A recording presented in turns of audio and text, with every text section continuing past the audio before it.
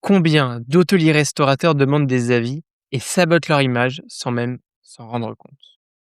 Dans cet épisode, je vous promets que nous allons échanger et comprendre sur pourquoi demander un avis est stratégique, savoir comment aussi bien le demander, à quel moment le demander et identifier ce qu'il faut absolument jamais dire et bien sûr, à la place, qu'est-ce que l'on pourrait dire pour demander et obtenir des avis. En bonus, restez avec moi jusqu'à la fin. Je vous partagerai les formulations qui fonctionnent bien pour demander un avis client. C'est parti.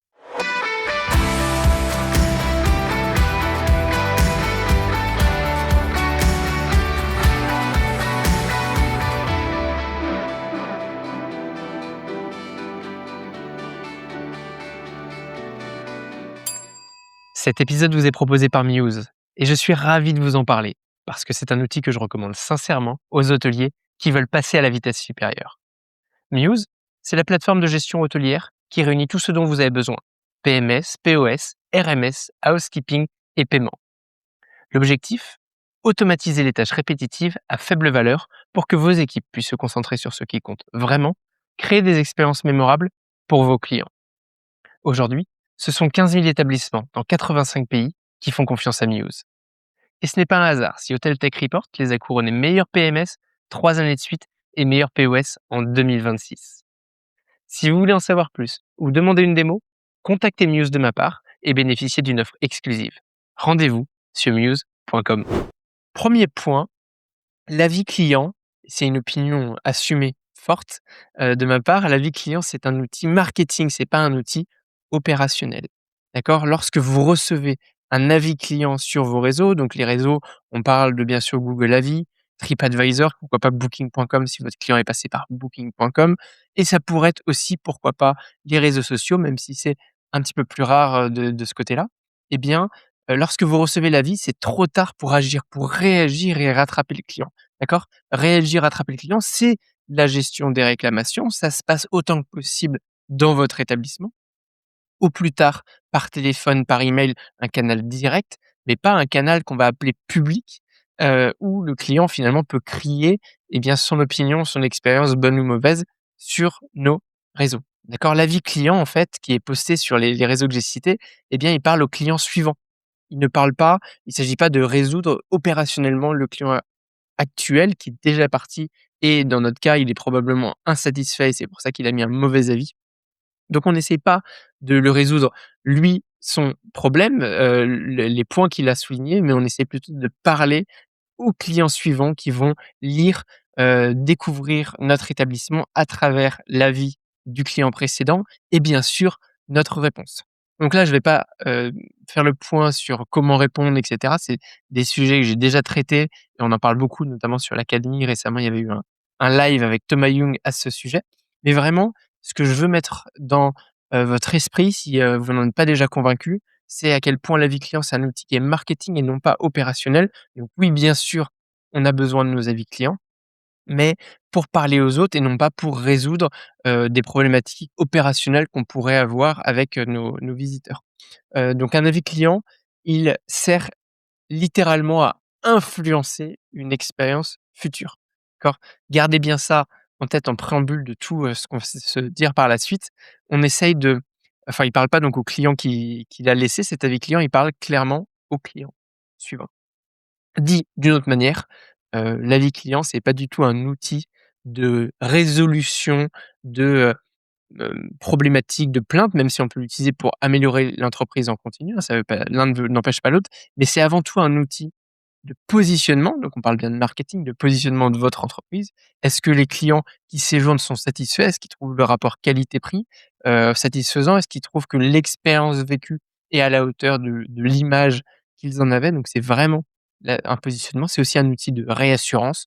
Quand je réserve dans un établissement, eh bien, je vais aller regarder les avis. Vous savez qu'aujourd'hui, on regarde autant et même plus les avis que, les notations Atout France. Donc est-ce que c'est un 3, un 4, un 5 étoiles?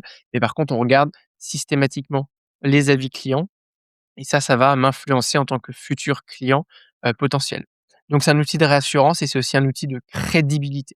Plus un établissement a un nombre de notes suffisant et les notes élevées, jusqu'à 5 sur, par exemple, TripAdvisor ou, Google Avis et jusqu'à 10 sur Booking.com, eh bien, plus l'établissement est crédible et donc plus il a de chances d'être, réservé.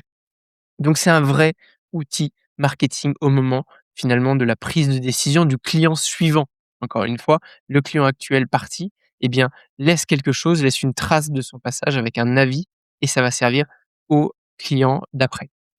Et le problème, c'est justement que beaucoup d'établissements, hem, demandent des avis comme s'il s'agissait d'un indicateur interne, un KPI interne, alors que dans les faits, c'est une prise de parole en public qui engage, en fait, votre image. Donc il s'agit de parler, au client d'après en répondant à l'avis client du précédent pour, eh bien, convaincre le suivant que oui, certes, il y avait peut-être un problème avec, admettons, l'eau chaude dans la douche, mais que eh bien, malgré tout, on a pu, faire le suivi, proposer un délogement et cetera et donc là, on rassure pas le client d'avant, on rassure les clients qui vont potentiellement réserver après que ici, chez nous, il peut y avoir des erreurs, mais on prend les choses en main.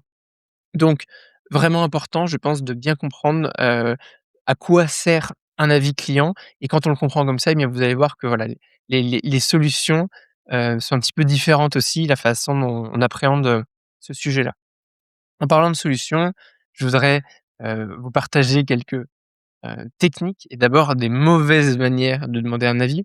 100 d'entre elles déjà, vues, entendues dans des établissements.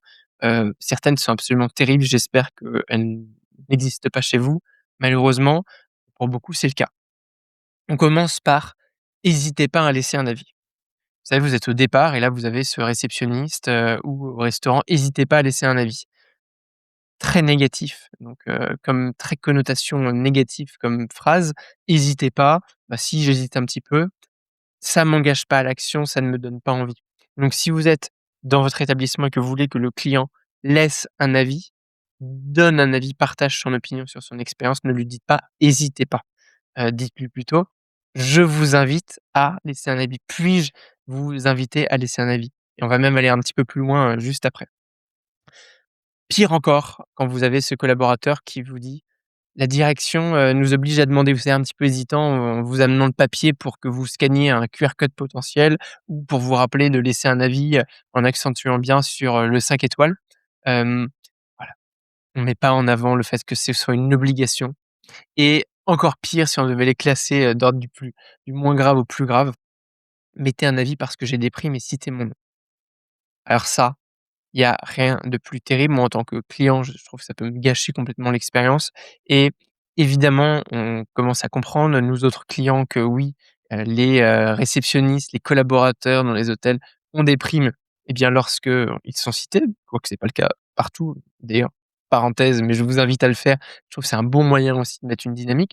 Ça pourra faire, pourquoi pas, le sujet, d'un autre, épisode. Dites-moi si c'est quelque chose que vous voulez que je creuse, mais comment aussi incentiver, dynamiser vos équipes à ce sujet. Mais vraiment, hem, on ne met pas ça en avant ou alors voilà, si vous êtes content, mettez 5 étoiles, sinon ne mettez rien. Sous-entendu 4 étoiles, ça ne nous intéresse pas. Tout ça sont des formulations, qui ne sont pas anodines, hein. Ça en dit long sur vous, votre niveau d'exigence dans votre établissement et aussi votre vision de la relation client. Donc être vigilant sur ces phrases-là, sur la bonne manière de faire. J'aime bien respecter un peu des principes pour demander un avis client et je vais d'abord vous donner ces principes et peut-être les argumenter avec quelques exemples aussi. Hem, le premier principe, c'est le bon moment. On ne demande pas un avis client à un client qui est en train de partir à toute vitesse, qui est très pressé, qui a déjà, ses affaires sur le dos. Alors ça, c'est pas le bon moment. Il faut être dans l'interaction avec lui. Ça peut être pendant l'interaction, à la fin de l'interaction, mais s'assurer que lui est aussi disponible pour ça, pour pas avoir l'impression de le déranger. Je vous donne un bon exemple parce que là, je vous ai cité par exemple des moments de réception, mais ça peut être aussi dans des restaurants. La semaine dernière, j'étais au restaurant et au moment de, juste avant de nous apporter l'addition et bien, vous avez la chef de rang, la serveuse qui apporte, un, support dans lequel il y avait un QR code et qui expliquait la démarche. On est encore assis à table, on a le temps et bien ça permet de scanner, de mettre pourquoi pas son avis et c'est pas trop poussif, surtout quand c'est bien expliqué. Justement, mon deuxième principe, donc c'est la bonne intention. C'est quoi l'objectif derrière le fait de demander à un client? un avis à un client? C'est quoi l'intention pour ça? Est-ce qu'on veut juste avoir une bonne note? Alors, oui, vous pouvez avoir envie d'avoir une bonne note, mais ça n'est pas que ça. C'est on a aussi envie de progresser. En tout cas, c'est ça qu'il va falloir mettre en avant auprès du client et c'est aussi le valoriser lui en tant que client. Votre opinion est importante pour nous. Ça nous permet, un, de progresser, 2, de nous faire connaître auprès d'autres personnes, et potentiellement de les faire venir dans notre établissement. Le client, plus il est valorisé, et bien, plus il a envie de vous aider.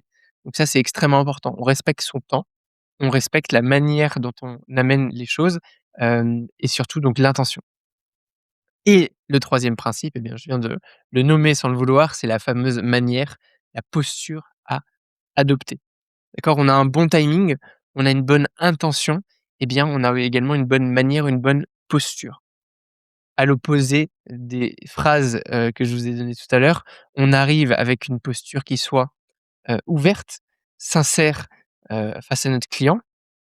On, n'exige en aucun cas un avis, on l'invite à un retour. Puis-je vous inviter, puis-je vous demander de nous partager votre retour? Ça nous permet de nous faire progresser. Ça permet à notre établissement qui vient juste d'ouvrir de se faire connaître, du voisinage et pas que et de faire connaître, notre nouveau menu et cetera. Vous voyez? Valoriser ce que vous faites, valoriser votre service et valoriser votre client et quand tout ça est aligné et bien vous maximisez vos chances de obtenir un avis client.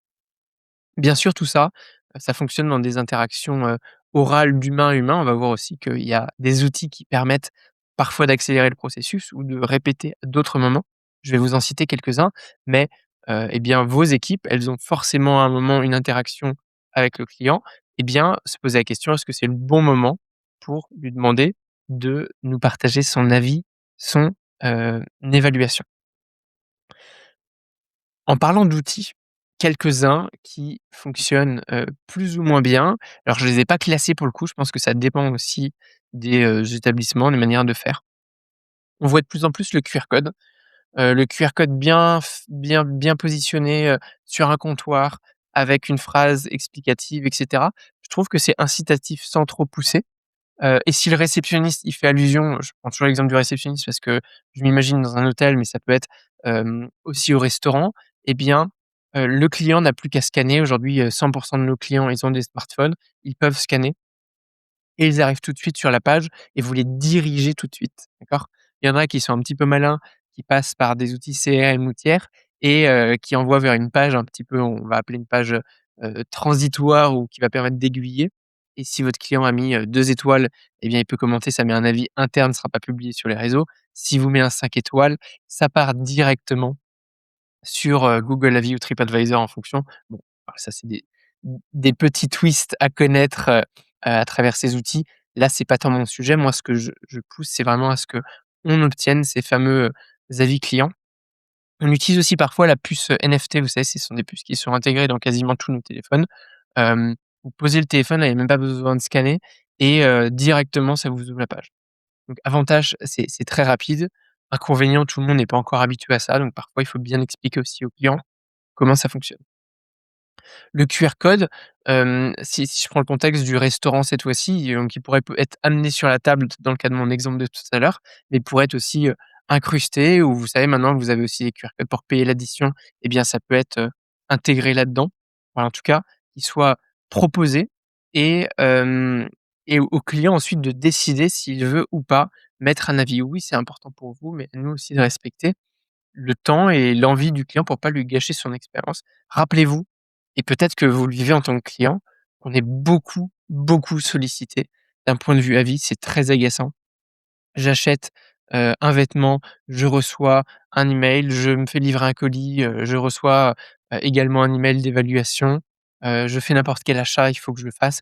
Donc sans arrêt, les consommateurs sont sollicités, donc ils sont habitués, c'est pas quelque chose qu'ils prennent mal, mais pour autant, d'être trop invasif, ça peut être un petit peu, épuisant pour nos clients et on veut pas leur ajouter de charges cognitives pour surtout pas mettre de la friction à une expérience qui, j'espère, a été plaisante dans votre établissement. Un autre outil qui fonctionne bien, là, c'est très CRM, hein, c'est le fameux email post-stay, vous savez, qui est envoyé à la fin du séjour ou le lendemain du séjour.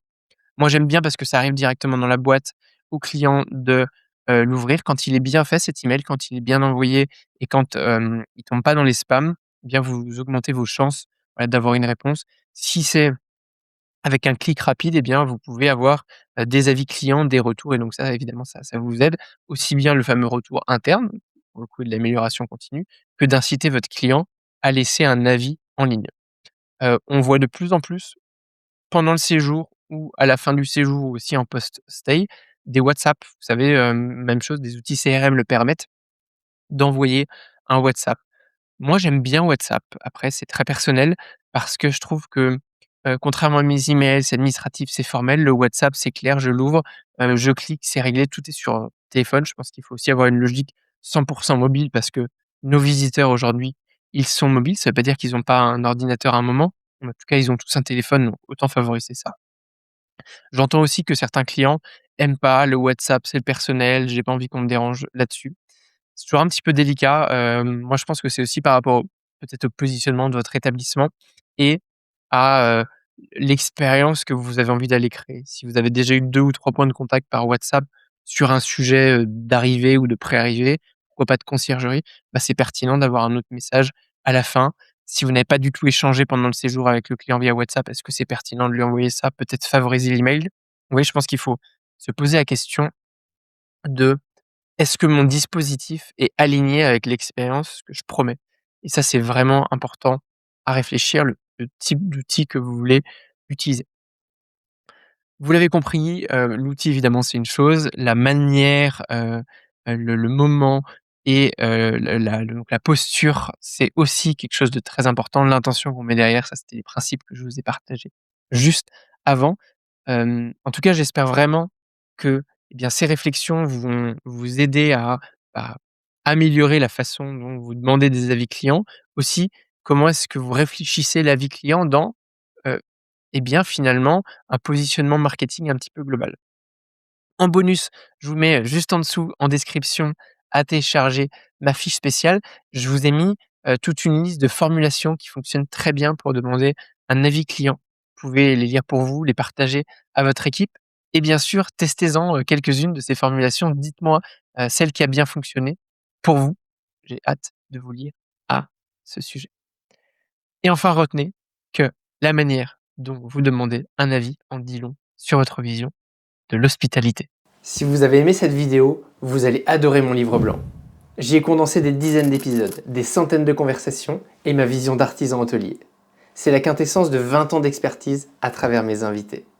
Pour l'obtenir immédiatement, cliquez sur le lien en description. Notre aventure ensemble ne fait que commencer.